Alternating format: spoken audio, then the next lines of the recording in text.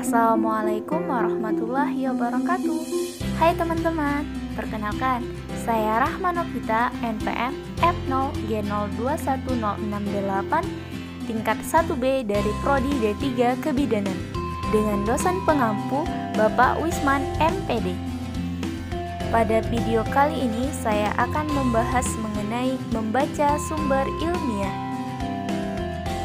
Keterampilan membaca sumber ilmiah sangat penting dimiliki oleh seorang pelajar dan mahasiswa, karena seorang pelajar dan mahasiswa tentu tak dapat dipisahkan dengan sumber-sumber ilmiah, baik berbentuk makalah, skripsi, proposal, jurnal, dan karya-karya ilmiah lainnya.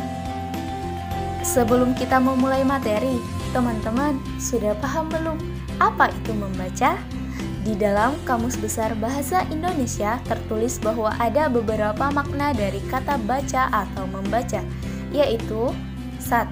Melihat serta memahami isi dari apa yang tertulis, bisa dengan melisankan atau hanya dalam hati. 2. Mengeja atau melafalkan apa yang tertulis. 3. Mengucapkan sesuatu yang tertulis. Dan yang terakhir, memperhitungkan atau memahami isi sebuah tulisan, simbol, gambar, dan lain-lain. Menurut Sudarso, keterampilan membaca sebagai salah satu aktivitas yang sangat kompleks. Tidak hanya melibatkan kemampuan membaca, tetapi juga melibatkan kemampuan kognitif, kemampuan untuk mengamati, dan atau kemampuan berkomunikasi. Tidak hanya itu, kemampuan motorik juga menentukan keterampilan membaca. Pada video kali ini, kita akan membahas tentang karakteristik sumber ilmiah, memahami penanda informasi penting dalam bacaan, tipe-tipe informasi dalam bacaan, dan kiat-kiat memahami sumber ilmiah. Karakteristik sumber ilmiah. Karakteristik karya ilmiah. 1. Logis. 2. Data sesuai fakta. 3. Bersifat objektif. 4. Isi sistematis. 5. Pembahasan sesuai dan menyeluruh. 6. Dapat diuji kebenarannya. Menurut Prastowo, ada 4 karakteristik buku. Yang pertama, diterbitkan dan memiliki ISBN. 2. Memiliki misi utama. 3. Mengacu pada program Depdiknas. Dan yang terakhir, memiliki berbagai macam keuntungan. Karakteristik jurnal ilmiah. 1. Regular, publikasi periodik, misalnya bulanan, tahunan. 2. Membahas lingkup tertentu atau subjek dan objek tertentu. 3. Terdapat kebijakan publikasi dan panduan bagi penulis. 4. Harus ada standar internasional serial number untuk jurnal dan kadang-kadang digital object identifier untuk setiap artikel. 5. Terdapat dewan editorial dan kadang-kadang dewan penasehat. 6. Riset asli. 7. Konten biasanya disampaikan secara spekulatif oleh penulis. 8. Publikasi di media cetak atau format elektronik atau bisa juga keduanya. 8. Penulis berasal dari komunitas akademik, misalnya doktor, ilmuwan, peneliti, dosen, dan lain-lain. 9. Artikel biasanya rinci dan mempertimbangkan topik yang mendalam. 10. Artikel mengutip referensi sebelumnya diterbitkan bahan pada topik yang sama. 11. Konten bersifat ilmiah dan terdapat referensi yang luas. Dan yang terakhir, jurnal diarsipkan baik di perpustakaan atau dengan arsip digital spesialis.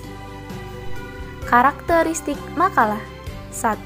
Merupakan hasil kajian literatur dan atau pelaksanaan suatu kegiatan. 2. Mendemonstrasikan pemahaman penulis. 3. Menunjukkan kemampuan pemahaman terhadap isi dari berbagai sumber yang digunakan.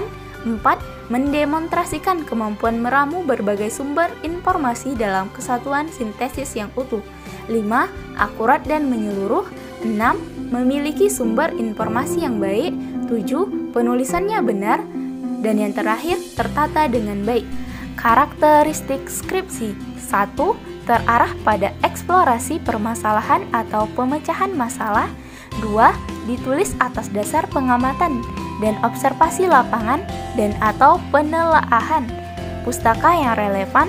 3. Ditulis dalam bahasa Indonesia yang baik dan benar. 4. Skripsi berbobot 6 SKS. Memahami penanda informasi penting dalam bacaan. Sebagai pembaca yang cerdas, sudah semestinya kita memahami penanda informasi penting dalam bacaan. Misalnya, cetakan hitam, cetakan miring, atau pemarkah numerik. 1. Cetakan tebal sebagai penanda informasi. Cara memahami bacaan. Mula-mula, bacalah satu bab dengan cepat. Identifikasi bagian-bagian di mana pengarang menjelaskan suatu topik paling banyak. Bila terdapat banyak diagram untuk suatu konsep, maka konsep itu pastilah penting. Yang kedua, bacalah kalimat pertama setiap paragraf lebih hati-hati daripada kalimat-kalimat berikutnya pada paragraf yang sama. Dan yang terakhir, catatlah subjudul dan kalimat pertama setiap paragraf sebelum kamu membaca bab itu sendiri. Fokus pada kata benda dan subjek pada setiap kalimat. Cetakan miring sebagai penanda informasi. Berdasarkan cetakan miring atau italik yang terdapat pada bacaan, kita dengan mudah dapat menangkap informasi penting itu secara tepat. 3. Penomoran angka sebagai penanda informasi. Berdasarkan penomoran dengan angka yang terdapat pada bacaan, kita dengan mudah dapat mengetahui informasi penting itu secara tepat.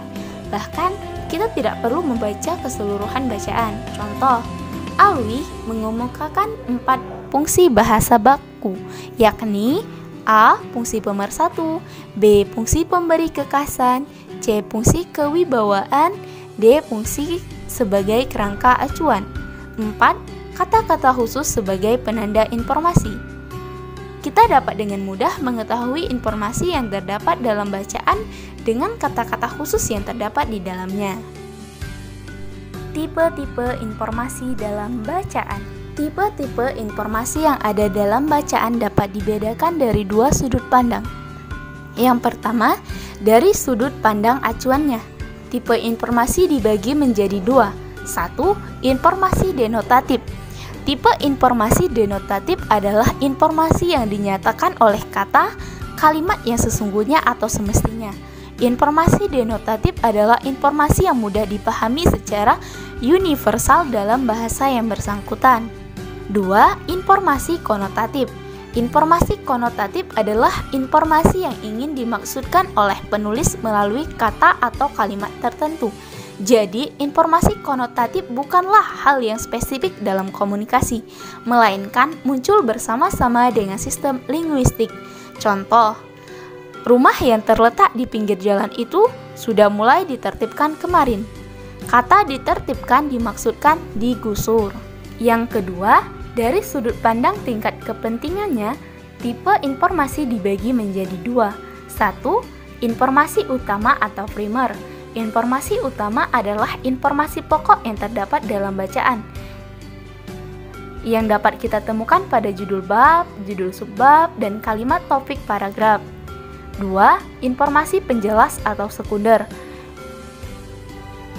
Informasi ini adalah informasi-informasi yang menjelaskan informasi utama. Informasi penjelas ini dapat kita lihat pada kalimat-kalimat penjelas.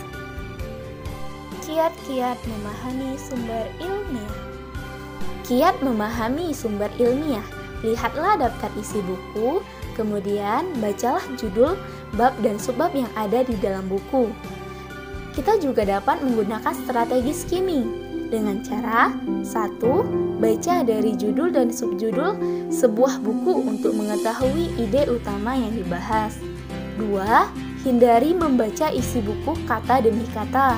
3. Bila diperlukan, baca bagian awal dan akhir kalimat dari setiap paragraf. 4. Baca dengan teliti paragraf akhir yang biasanya berisi kesimpulan. 5. Perhatikan juga ilustrasi seperti gambar atau foto jika ada untuk memudahkan memahami isi bacaan lebih jauh. 6.